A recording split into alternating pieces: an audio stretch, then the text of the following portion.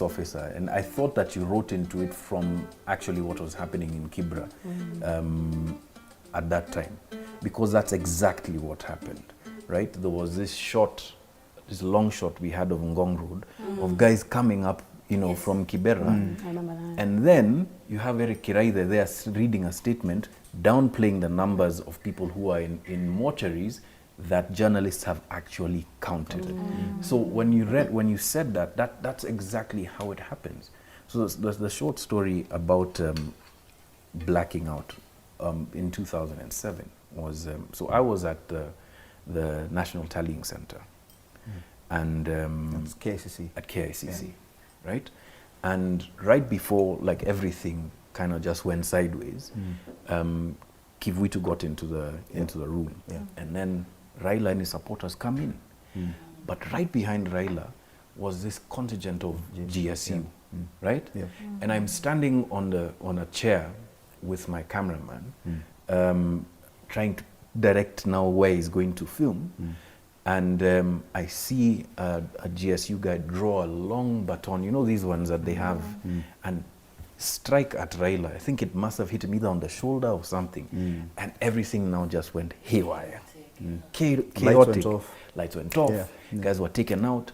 As we were being taken out, David Kemayo, who was then, I think, the head of the Nairobi police at the time, was taking Kivuitu upstairs to safety. And Miguna, who was also, part of the ODM thing, was like frothing at the mouth at him, telling him, "We will not accept stolen results," in that very Miguna way. His body shaking. And this is.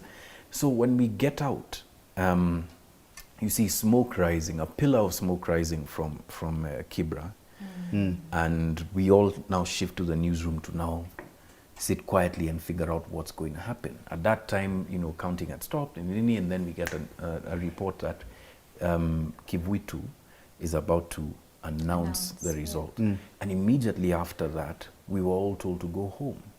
When we get home, we're told there are no more live broadcasts, and it came directly from the Ministry of Internal Security.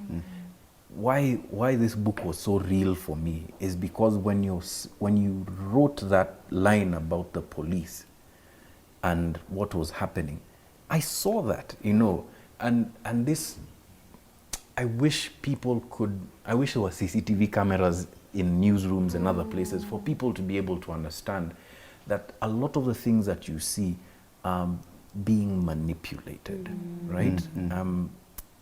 Which is why, again, just coming back to this book, I have such a deep appreciation for this, because finally, even through characters, even through their own experiences, people can finally understand that you weren't just imagining things when you were thinking, by the way, this is not making sense, and that's what a lot of us were led to believe for years and are being led to believe now. It's very, thank you for that. That's very good to listen to and to understand. Do you think that the kind of developments that you see in the media scene in general, and specifically with freedom of expression, that moment changed something? For sure. Have you ever wondered why we are so keen on having glossy studios, very interestingly presented news, as opposed to a discussion like this on a regular basis? Right. It is form over substance, right? You understand? And that's what the response of the media, I think, in a sense, was to being told this far but no further. Right? So we have to show the audience something. We have to show them that we still have capacity. We can think.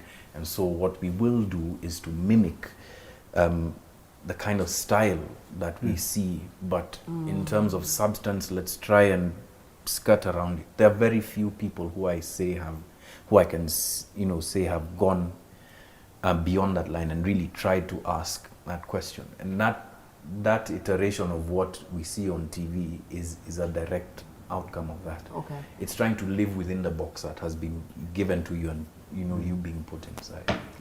And do you think that there have been moments where there is pushback? Yeah, for sure. It's a bit of an open secret that there are two medias in this country. One for the media owners and another for the journalists. And in as much as there's sins committed on both levels, what in a sense the phrase media owners means for the journalists on the ground is what state-sanctioned history means for people who are living through it. That they want to express, but there's this blanket that is supposedly representative of them, right? That they cannot sort of like crawl out of and talk about.